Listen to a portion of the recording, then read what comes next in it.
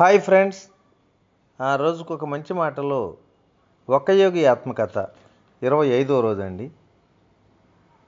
నిన్నటి రోజుని మరి ముకుందుడు కాషాయ వస్త్రాలు ధరించినటువంటి స్వాముల వారిని చూసిన తర్వాత యుగ యుగాలుగా తెలిసిన వారని చెప్పి ఆయన మనసులో ఒక ఆలోచన రేగటం. ఆ తర్వాత ఈయన ఎవరో నీకు తెలిసిన ఆయన పొరపాటు పడుతున్నావు, ఇవన్నీ కలలు లాంటివి అని చెప్పి ఆయన మనస్సు ఆయన ముందుకు తీసుకెళ్ళింది. ఈరోజు మరికొన్ని విశేషాలు తెలుసుకుందాం. 10 నిమిషాలు అయ్యేసరికి నా పాదాలు బాగా తిమ్మెరిక్కిరేసినట్లుగా అనిపించింది. కాళ్ళు రాళ్ళైపోయినట్టయి అడుగు ముందుకు పడనీయట్లా. ఎంతో శ్రమపడి వెనక్కి తిరిగా. వెంటనే నా పాదాలు మళ్ళీ మామూలుగా అయిపోయాయి. తర్వాత మళ్ళీ ఇటు తిరిగాను. ఆ చిత్రమైన బరువు మళ్ళీ నన్ను అణిచేసింది. ఆ సాధువు గారు అయస్కాంత శక్తితో నన్ను దగ్గరికి లాక్కుంటున్నారా ఇలా అనిపించేసరికి నా దగ్గరున్న సరుకులు హాబు చేతుల్లో పెట్టేశాను. అతను నేను వేసే తప్పటడుగులు ఆశ్చర్యంగా గమనిస్తూనే ఉన్నాడు. ఇది చూసి విరగబడి నవ్వుతున్నాడు. ముకుందా, ఏమైంది? నీకేమైనా పిచ్చెక్కిందా? నాలో పొంగే భావావేశం అతనికి జవాబు ఇవ్వకుండా అడ్డుకుంది. మారు పలకకుండా అక్కడి నుంచి పరిగెత్తాను. పాదాలకు రెక్కలు మొలిసిన వాడి మాదిరిగా అడుగులు గాలిలో తేలిపోతూ ఉండగా ఆ సన్నటి సందు దగ్గరికి చేరాను. నేనున్న వైపే నిలకడగా చూస్తున్నటువంటి ప్రశాంతమూర్తి చటుక్కున నాకు అంటపడ్డాడు. ఆత్రంగా కొన్ని అడుగులు వేసేసరికి ఆయన ఎదురుగా ఉన్నారు. గురుదేవా, 1000 దివ్య దర్శనాల్లో నా కళ్ళకు కట్టిన దివ్య ముఖబింబం ఇదేనేమో. కొనదేరిన గడ్డంతో, గిరిజాల జుట్టుతో, సింహాన్ని తలపించే తల, శుభదృష్టి ప్రసరించే ఈ కళ్ళు రాత్రి వేళల్లో నేను అస్తవ్యస్తమైన ఆలోచనలతో విషాదంలో మునిగి ఉన్నప్పుడు నా వైపు గుచ్చి చూస్తుండేవి. వాటిలో నాకు పూర్తిగా అర్థం కాని ఆశాభావం ఏదో మెరుస్తుంది అంటూ ఆయన పాదాల వద్ద ప్రణమిల్లాను. ఆయన, నా తండ్రి వచ్చేశావా అంటూ గురుదేవులు ఆనందంతో తబ్బిబ్బై వణుకుతున్న గొంతుతో బెంగాలీ భాషలో మళ్ళీ అన్నారు. ఎన్నేళ్లు కాసుకొని ఉన్నాను బాబు నీకోసం. ఇంకా మేమిద్దరం మౌనంలో ఐక్యమైపోయాం. మాటలు బొత్తిగా అనవసరం అనిపించాయి కూడా. అనర్గళ వాక్ ప్రవాహం నిశ్శబ్ద సంగీతంలో గురువు హృదయంలో నుంచి నేరుగా శిష్యులకు ప్రవహిస్తుంది. నా గురుదేవులు దైవ సాక్షాత్కారం పొందిన వారని, నన్ను వారు దైవ సన్నిధికి చేరుస్తారని అంతర్దృష్టి వల్ల తెలుసుకున్నా. ఈ జీవితంలో అలుముకున్న చీకటి గత జన్మల జ్ఞాపకాలనే చిరు జ్ఞాపకాలతో అదృశ్యమైపోయింది.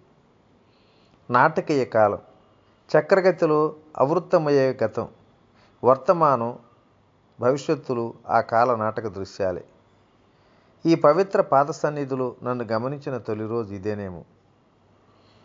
గురుదేవులు నా చేయి పట్టుకొని ఆ ఊళ్ళో రాణామహల్ బస్తీలో ఉన్న ఒక ఇంటికి తీసుకువెళ్ళారు. క్రీడాకారుడి మాదిరిగా బలమైన దేహంతో ఆయన నడక ఎంతో దృఢంగా సాగింది. పొడుగ్గా నిటారుగా ఉన్న ఆయనకి అప్పటికి 55 ఏళ్ళు ఉన్నప్పటికీ కూడా యువకుడిలా మంచి సురుగ్గా సత్తువతో ఉన్నారు. ఆయన కళ్ళు నల్లగా, విశాలంగా, ప్రగాఢమైన జ్ఞానంతో నిండి అందంగా ఉన్నాయి. కొద్దిగా వంకలు తిరిగిన జుట్టు ఆయన ముఖ గాంభీర్యానికి మార్ధవం చేకూర్చింది. సాధుత్వంతో సూక్ష్మ రూపంలో మేళవించింది. గంగకు ఎదురుగా ఉన్న ఆ ఇంటి రాతి బాల్కనీలోకి మేము ఎడుతూ ఉండగా ఆయన ఆప్యాయంగా ఇలా అన్నారు. ముకుంద, నా ఆశ్రమాలు, నా సర్వస్వము నీకు ఇచ్చేస్తాను నాయన. స్వామి, నేను వచ్చింది కేవలం జ్ఞానం కోసం, దైవ సాక్షాత్కారం కోసం. నేను మీ దగ్గర పొందగోరే నిధులు ఇంతవరకే. మా గురుదేవులు మళ్ళీ మాట్లాడేలోగా భారతదేశ సాయి సంఖ్యం చటుక్కున తెరదార్చినట్లయింది. ఆయన కళ్ళల్లో ఆర్ద్రత నిండి ఉంది. నీకు బేషరతుగా నా ప్రేమను అందిస్తానయ్యా. ఆ అమూల్యమైన వాక్కులు ఆయన ప్రేమకు రుజువు. మళ్ళీ నా చెవిన పట్టడానికి తర్వాత 15 శతాబ్దం పట్టింది. ఆయన పెదవులు భావోద్రేకాన్ని ఎరగవు. మహాసముద్రం లాంటి ఆయన హృదయానికి సరైనది మౌనమే. నువ్వు కూడా అలాగే బేషరతుగా నాకు ప్రేమ అందిస్తావా? శిశు సహజమైన నమ్మకం నింపుకున్న కళ్ళతో ఆయన నా కేసు చూశారు. గురుదేవా, మిమ్మల్ని అనంతకాలం శాశ్వతంగానే ప్రేమిస్తాను. ఆ మాటతో ఇలా అన్నారు. కోర్కెల్లోకి తృప్తిలోకి గుప్తంగా వేళ్లు పారినటువంటి మామూలు ప్రేమ స్వార్థంతో కూడుకుంది. కానీ దివ్య ప్రేమ షరతులు లేనిది, ఎల్లలు లేనిది కూడా, మార్పు లేనిది కూడా. స్థిరపరిచే లక్షణం గల విశుద్ధ ప్రేమ స్పర్శతో మానవ హృదయం చంచలత్వం మటు మాయమైపోతుంది. నమ్రతతో ఆయన ఇంకెలా అన్నారు. నేను ఎప్పుడైనా దైవ సాక్షాత్కార స్థితి నుంచి దిగజారుతున్నట్లు కనుక నీకు అనిపిస్తే నువ్వు నా తల ఒళ్ళో పెట్టుకొని మనమిద్దరం కొలిచే విశ్వప్రేమమయుడైనటువంటి ఆ భగవంతుడి సన్నిధికి మళ్ళీ నన్ను తీసుకువస్తానని మాట ఇయ్యి. చీకటి ముసురుతుండగా ఆయన లేచి నన్ను లోపల గదిలోకి తీసుకువెళ్ళారు. మేమిద్దరం మామిడి పళ్ళు బాదం మిఠాయి తింటూ ఉండగా నా స్వభావం తమకు బాగా సన్నిహితంగా తెలుసునన్న సంగతి ఆయన మా సంభాషణ క్రమంలో అలవోకగా తెలియజేశారు. సహజమైన నమ్రతతో అద్భుతంగా మేళవించిన ఆయన జ్ఞాన సంపత్తికి వివసుణ్ణయ్యా. నీ రక్షక రేఖ కోసం విచారించుకో, దాని అవసరం తీరిపోయింది. గురుదేవులు దివ్య దర్పణం మాదిరిగా నా యావజ్జీవిత ప్రతిబింబాన్ని ఆకట్టుకున్నారు. గురుదేవ, ప్రత్యక్ష వాస్తవమైన మీ సన్నిధి ఇచ్చే ఆనందం ఏ సంకేతం ఇస్తుంది? ఆశ్రమంలో నువ్వు సుఖంగా లేవు కాబట్టి అక్కడి నుంచి మారిపోవలసిన విషయం వచ్చిందయ్యా. అంతవరకు నా జీవితానికి సంబంధించిన సంగతులేవి నేను ఆయన దగ్గర ప్రస్తావించాల. ఇప్పుడు అవి అనవసరం అనిపించాయి. ఆయన సహజమైన సరళ వైఖరిని బట్టి తమ దివ్య దృష్టికి నేను ఆశ్చర్యం వెలిపించాలని ఆయన కోరటం లేదని గ్రహించాను. నువ్వు తిరిగి కలకత్తా వెళ్ళాలి. నీ సర్వమానవ ప్రేమ పరిధిలోంచి చుట్టాలను ఎందుకు మినహాయించటం? ఆయన సూచనకు నాకు దిగులు కలిగింది. మా వాళ్ళు నన్ను తిరిగి రమ్మంటూ ఉత్తరాల్లో అనేకసార్లు వెల్లడించిన కోరికను నేను మన్నించినప్పటికీ నేను తిరిగి వస్తానని వాళ్ళు జోస్యం పలుకుతూ వచ్చారు. పిల్లపక్షిని ఆదిభౌతిక ఆకాశంలో విహరించనియండి అని వ్యాఖ్యానించాడు ఒకసారి అనంతన్నయ్య. ఆ దట్టమైన వాతావరణంలో వాడి రెక్కలు అలసిపోతాయి. మళ్ళీ ఇంటివైపు దిగివచ్చి రెక్కలు ముడుచుకొని అణుకుగా ఇంటి పట్టునే విశ్రాంతి తీసుకోవడం చూడకపోంలే. నన్ను నిరుత్సాహపరిచే ఈ ఉపమానం ఇంకా నా మనసులో ఉన్నందువల్ల ఏమైనా సరే కలకత్తా వైపు పోకూడదని నిర్ధారణ చేసుకున్నాను. స్వామి, నేను ఇంటికి మాత్రం తిరిగి వెళ్ళనండి, కానీ మీ వెంట ఎక్కడికైనా సరే వస్తా.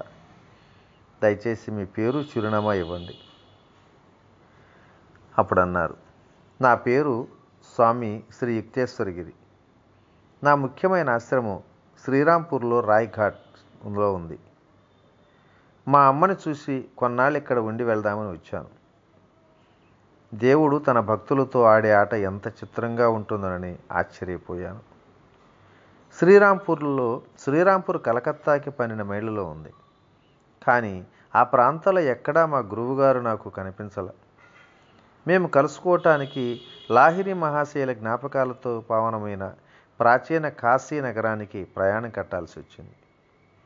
బుద్ధుడు, శంకరాచార్యులు తదితర యోగీశ్వరులు పాదస్పర్శతో పవిత్రమైంది ఈ నేల.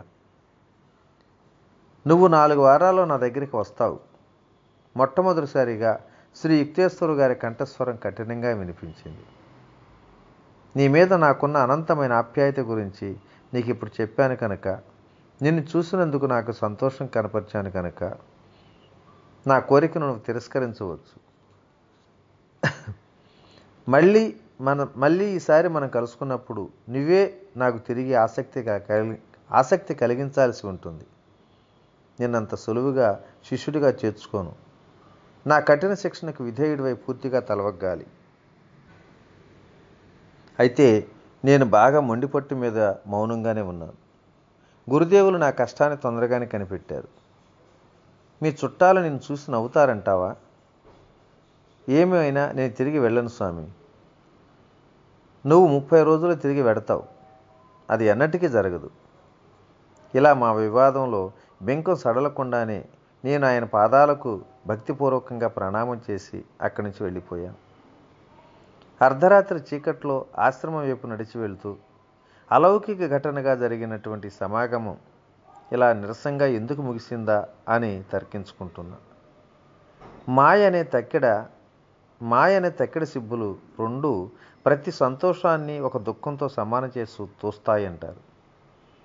పరివర్తన కారకులైనటువంటి గురుదేవుల చేతివేళ్లకు నా కిశోర హృదయం ఇంకా సిద్ధం కాలేదు అనిపించింది. మర్నాడు ప్రొద్దున్న ఆశ్రమవాసుల్లో నా మీద పెడసర భావం మరింతగా పెరగటం గమనించాను. వాళ్ళు క్రమం తప్పని మొరటు ప్రవర్తనతో నా రోజులన్నీ కంటకప్రాయం చేశారు. 3 వారాలు గడిచాయి. బొంబాయిలో జరిగే ఒక సమావేశం నిమిత్తం దయానందులు ఆశ్రమం విడిచి వెళ్ళారు. నా నిస్సహాయ జీవితం నరకమైపోయింది.